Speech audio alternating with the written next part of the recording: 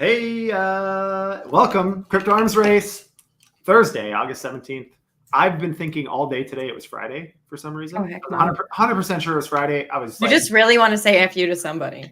Oh yeah, that's all. You gotta let it out. All I can think about is just F-Uing on Friday. It's my favorite part. But we are going to go on a global tour today. Kara, what are we talking about? Today's actually super fun. We don't really have a lot of European stuff, and we only have one American thing. So we get to dive a little bit into Canada, which, don't worry, not too far, and and Brazil, like tons in LATAM. Brazil, Colombia, Argentina, Peru. We've got a little bit of news from Indonesia, and then we kind of hit Russia, North Korea. Sweet. Let's go. Good day. A lot of CBDCs, but also a lot of actual DeFi stuff. Shout out to our friends at Tashi for the beautiful hoodie. I've worn this a couple times. It's freezing in here today.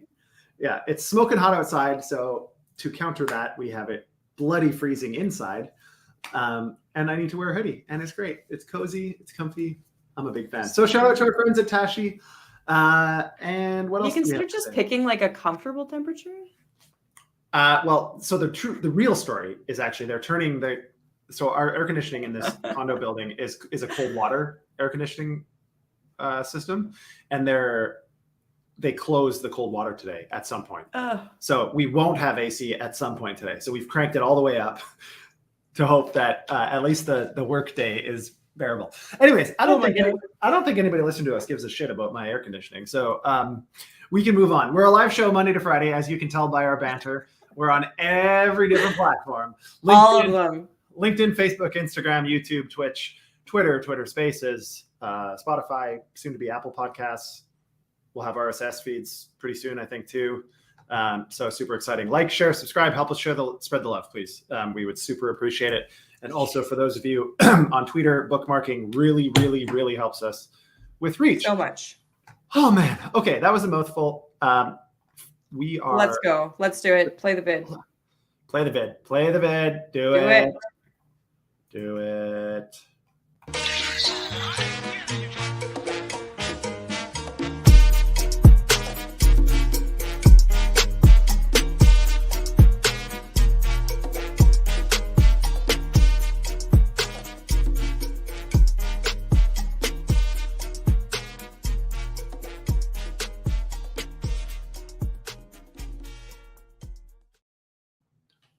All right, we're back. Where are we flying to first? Canada? We get to start in our little home. So basically, what's interesting here? Well, you're still Canadian. Sorry, we claim you a little bit longer. So basically, Coinbase is bullish on Canada. That's what the news is. Coinbase says the Canadians are doing a great job at embracing digital assets. They said the regulation by engagement compared to the US's regulation by enforcement is fantastic. They believe that the blockchain industry is offering job creation opportunities in Canada. They think we're doing it right, which is I don't know who they're sucking up to, but I was just going to say the exact same thing. This to me sounds like someone bowing to me here at Canadian regulators, because regulation by engagement is not how it happened. Yes, they had some feedback period, but they implemented sweeping laws almost instantly. And then after the fact said, hey, give us some feedback. Okay, fine. Well, Lucas Matheson of Coinbase Canada loves it. He's never loved anything more. You know what? I'm going to message him and see if he'll come on. I think they're working to get all their licenses. It would be great to have him. Send him a note. We'll ask him. We'll talk about Canada with Coinbase Canada. That'd be awesome. But yeah, that's literally this news. Well, I have one more point on this, though, because I think this is important. Although we don't love what happened in Canada, where everything's a security, what Canada did get right, and I mean, I shit on it at first, but I've since many times acknowledged this, I think, is they made the transition quick. They created a path for that transition for the products that were already live that was streamlined so that they could come into compliance quickly.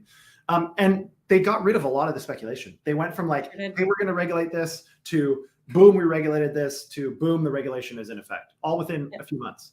Yeah, we don't have all of the wild news stories about like America does about this lawsuit and that lawsuit, because they made it straightforward.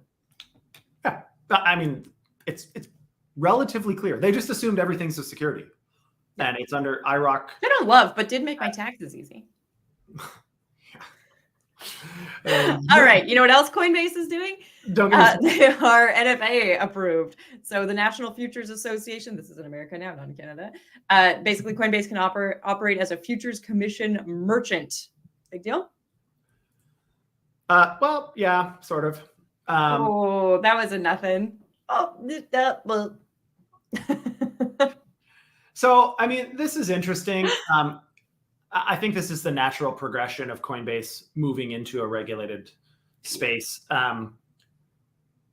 They are obviously having to start to pursue some regulatory licenses in anticipation of what's to come. I think watching what Coinbase is doing is probably a really good litmus test of where we think the space is going. Coinbase has, without a doubt, the best legal minds and securities lawyers in the world, probably, that are either vendors or work directly for them. They have an incredible team. And so I would suggest that whatever they're working on is probably a decent indicator of where they think the space is going to go. And I would say we can probably be relatively confident in that. So this, I think, is pretty good. I mean, it's going to do is allow for leveraged, as far as I understand, it's going to allow for regulated and leveraged futures, obviously, which they've been offering. Well, not they, but most centralized exchanges have been offering for a long time, leveraged futures, which I think are kind of a joke. But I don't mind that if it's regulated leveraged futures, then they can't do a lot of the nonsense that these exchanges do to people that are playing futures. So anyways, for all of that being said, I think this is a great move. It's important to pay attention. I think it's a bit of a nothing burger in the short term. Like, it's not going to be like some earth-shattering news event, but I also think this is really interesting to see that Coinbase, even though they're publicly, against SEC regulation and securities regulation, this isn't, of course, securities. This is futures, which is under the FTC. But all of that to say, I pay attention. I think it's a good place to watch for how things evolve. Also, keep paying attention to PayPal in America. In America, don't pay attention to the government, pay attention to the corporations. So basically, PayPal has integrated with Ledger in the States. So that's kind of cool for their new crypto hub. Yeah, which is really cool, obviously. I mean, being integrated with Ledger is pretty critical for most for most assets. I mean, Trezor still exists, but Ledger is, as far as I'm aware, by far the leader in terms of hardware support. So this is just it's a great move. Not super surprising to me. I mean, PayPal is, as we talked about, it's a have-to move, but it's also good to know that they've done it, right? Well, they're not wasting time, which is good, which tells me that, and I already knew this, but should tell everybody that PayPal really does have deep and meaningful connections. They haven't just entered the space. I've been talking to PayPal and PayPal Ventures from a crypto perspective for 2 going on 3 years, I think. So, I mean, they've been around for a while. They've invested in some meaningful infrastructure projects, not as many as you'd like to see because they had a lot of regulatory concerns, as you could imagine. But I think this, to me, this is exactly what I hope to see when large companies come in, is that the space, the incumbent vendors in the space say, hey, perfect, let's go. Let's embrace this. Let's embrace, let's legitimize it with the Ledger platform so that, users don't have to debate whether PayPal's going to be as safe or secure or has the same potential. So for me, this is good. I like it. It is good. Okay, we're going to move on down to Argentina. Whoop, whoop. Basically, what you need to know. We're taking our US dollars and becoming bazillionaires. Brazilianaires. Brazilianaires. Okay. We skipped over the Brazil because I think we actually talked about it before about their tax changes. In Argentina, they are also going through election period right now, and their super pro Bitcoin anti-CBDC libertarian politician is in the lead right now. And I just thought this was good to note because people seem really to care about it a lot. Yeah, Argentina is one of those countries, I think, that has had a really high proportion of crypto adoption. That's not new. There's a lot of people building in crypto down there. There's a lot of people participating. They haven't really had the most welcoming laws in Argentina. In fact, it's in many ways a bit of a challenge to get assets to and from crypto in Argentina. But I mean, this makes sense. What I don't understand is they have 90% of the votes in, and this libertarian is leading with 32% of the votes. It must be a first past the post like it is in Canada. I think so. Yeah. And if that's the case, then they might have a pretty good opportunity. I think obviously anybody that's anti CBDC, I support. So for that reason alone, he's like more than that. He's anti central bank at all. He wants to just get rid of fiat and stick to it. I feel like inexperienced politicians always say that. Yeah, well, it's also he'll get votes, and then like he can't actually do that. So. Yeah, so much of modern politics depends very, very heavily on monetary policy. Exactly. And without a central bank, that goes away, and then they have to actually use the power of taxation only. And they have to budget properly. I mean, I'd love to see it, but I don't think that we're going to entirely change the global political paradigm all at once. Now, just before we move on from Argentina, there are a lot of op-ed pieces coming out right now that Argentina is becoming a Bitcoin haven because of this political stance. And I guess one of the other people who's running is also pretty pro-Bitcoin, but not quite as libertarian and anti-CBDC. So it's just good to note that different candidates, different economists, and people outside of Argentina have their eyes on Argentina for their potentially upcoming low crypto taxes and low levels of power and control over your money. Don't need to dive into that too far, but if you're interested in it, look up Bitcoin haven Argentina, and there's tons of op-eds on it right now. Yeah, I think we've mentioned this a lot, why Bitcoin or why Argentina even cares about Bitcoin, but this to me is like kind of makes sense. It's pretty obvious. Well, I just felt like we should talk about it because in the last couple of weeks we've said Portugal has changed their crypto tax. Slovenia has the super low crypto tax. Czech Republic has the crypto anarchist. There's lots of places you could move if you want to keep your crypto safe in holdings. But maybe Argentina is the one if you're super full on Bitcoin. Peru has also. I like this because we're quite positive on most of these things today, which is good. There's a lot of feel good news stories right now, which you wouldn't tell by looking at any market charts.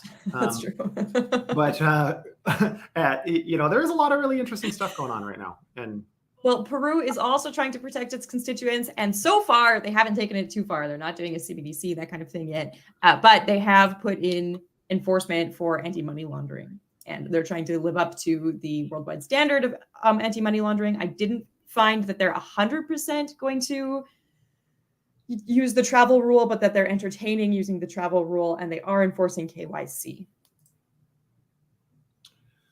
Yeah, I mean, that is, in my opinion, that's going to be table stakes pretty soon.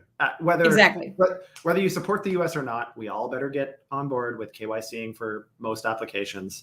What I'm really excited about is some of the amazing KYC technologies, so that every protocol that you're utilizing doesn't necessarily have to redo your KYC, and you're not worried about your KYC information with every single protocol that's out there being exposed to security issues. This way, it's a little more centralized in some senses, but there's companies that their only focus is data security and KYC accuracy, and that to me I think is really interesting.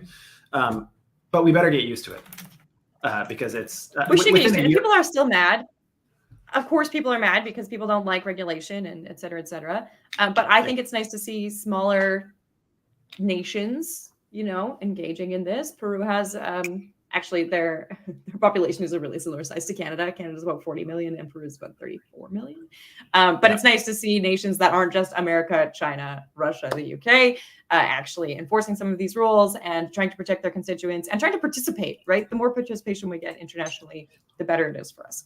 With that in mind, Colombia has said, screw you to their CBDC. They were looking at running a pilot project. They were doing all kinds of research, and they tested it in a retail setting, and they tested it in an institutional setting, and they decided it doesn't matter, and they don't want to do it. Basically, they don't think that anybody is going to adopt it because their economy is already struggling. People are way more likely to adopt something that's not fiat-based, and good on them for recognizing that. I totally agree. Their feet. Colombia is on the precipice of similar challenges to Venezuela and Argentina. by way of hyperinflation and incredible government deficits and all of this stuff, which is unfortunate. That's a global issue right now. Like there's not too many countries that don't have that problem, but countries like Colombia or some of these developing, second, third world, LATAM countries, African countries, Eastern European countries, whatever, Asian countries. I mean, it doesn't make sense to have anything pegged to their fiat currency because their fiat currency is dropping like a rock, right? So, I mean, they also found that, well, a lot of places start to engage in a cashless economy naturally. Like Australia is able to move cashless because they already have so many of their daily transactions being cashless.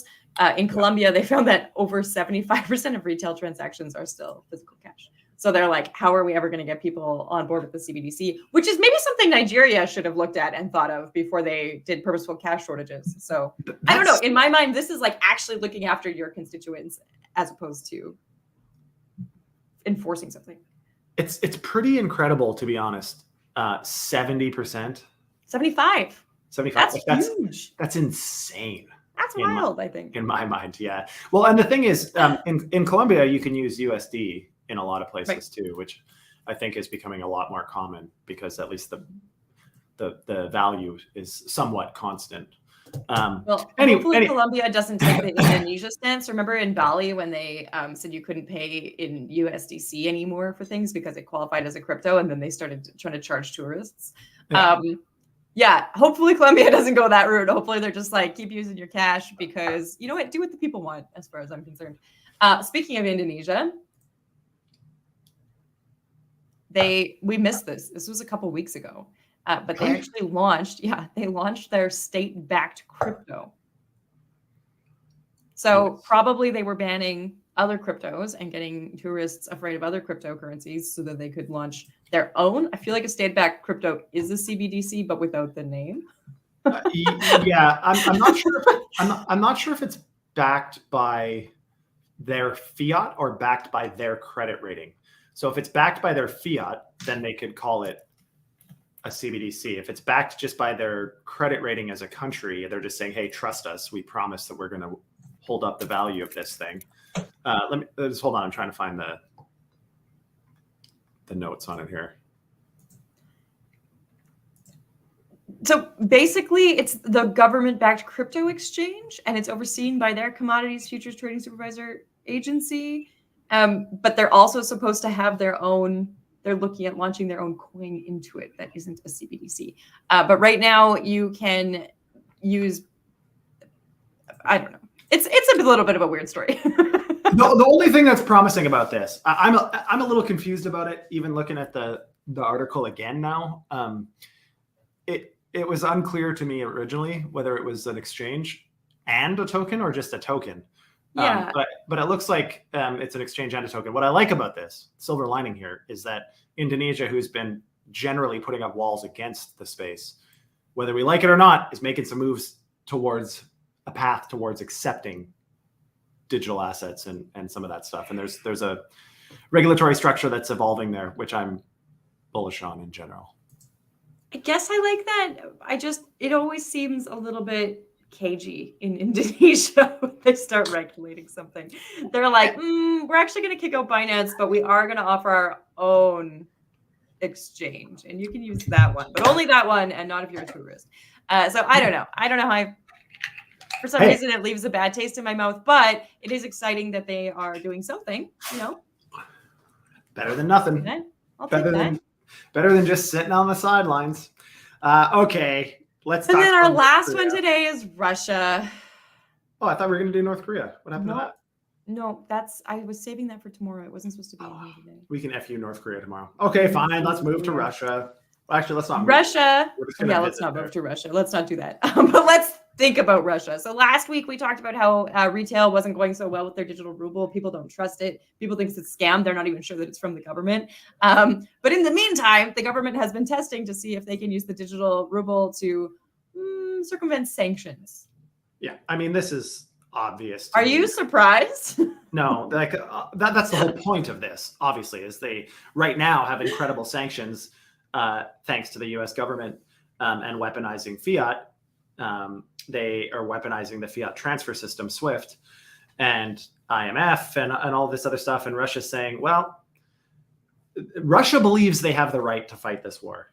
And so does Ukraine. And so I heard someone, we shouldn't get into geopolitics, but I heard someone say— we've got 5 minutes.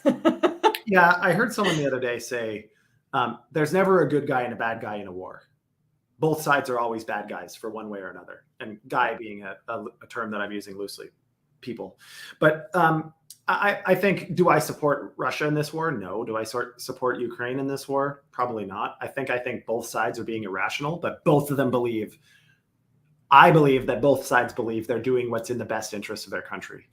And for that reason, for Russia to think that they're just protecting their sovereignty, which I'm sure is what they're doing, if they're trying to protect their sovereignty, yet their economy is being handicapped significantly by the US, then they have to find a way around it. And so, we shouldn't be surprised by this. The US shouldn't be surprised by this, because technology now exists, and it's probably just going to expedite adoption of digital currencies, which of course I'm a fan of. I'm not a fan of the fact that it's CBDCs, which is what this is.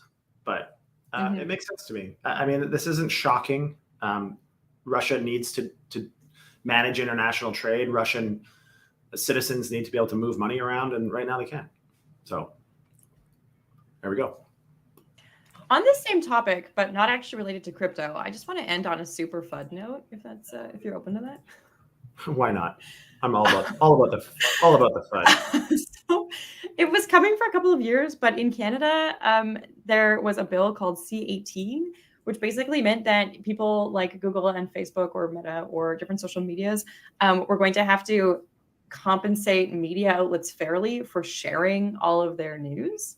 And so Facebook and Google and a variety of other places are no longer displaying actual news articles from sanctioned media outlets on your newsfeed. And on the other hand, Mozilla has opened a petition because France is looking to censor media outlets via your browser. And so I just thought I would bring up this level of power and control and censorship, and maybe clarify why we're so anti-CBDC on the show. Well, and it's like the ultimate power grab, right? So instead of having to deal with and manage all of the news outlets and be exposed to potential lawsuits from them and whatever, different freedom of speech and different types of rights, if they just go after the ISPs or the browsers, there's a lot less people for them to control to still have a larger impact, a more simple impact on the entire country, really, and all the citizens. This kind of power grab. It's not new. I want to enforce that it's not new. Like if you live in Canada and you were following the Russian war, at one time we were able to get Russian news sources that we no longer can get, and that's just it's within the rights of our government. So I disagree. They think it's within their rights. I completely disagree. Yeah, sorry, it's within their rights. They have it stated online that it's within their rights, and ergo, I wish I could enforce information like that. Yeah, I said it online. I'm I have a personal blog. It's true. Everything I say there is true. Anyways, it's just one of those things. Absolute power corrupts absolutely, and that's what we see. Man, I got some good cliches today, but I'm nailing it. My segues were weak sauce, but you're on your A game. I picked it up with the anecdotes today, or cliches. But anyways, right. I just hope that, and I'm confident that there's enough people with a meaningful understanding that we're not just going to go with the winds of change here, and we're going to maybe have some influence over it. So let's hope that's so much less confident than you are. Hey, there's no point in being a negative Nancy. The only way we're going to find people that join the journey with us is if we're positive about it. Anyways, we're a live show Monday to Friday. All the different venues, share, subscribe. All the time, everywhere. All the time. If you're, looking for a daily dose of nonsense, then come join us. It's not nonsense. If you want to augment your DIOR routine on the daily, we are here to help. Inject some critical thinking into the FUD and the hype news. I will let you take credit for the legitimacy of the pod. For me, it's just nonsense. I just spout nonsense. But anyways, we're here all the time. Help us spread the word. And with that, today I say to you, Kiara, Go FUD yourself. Later.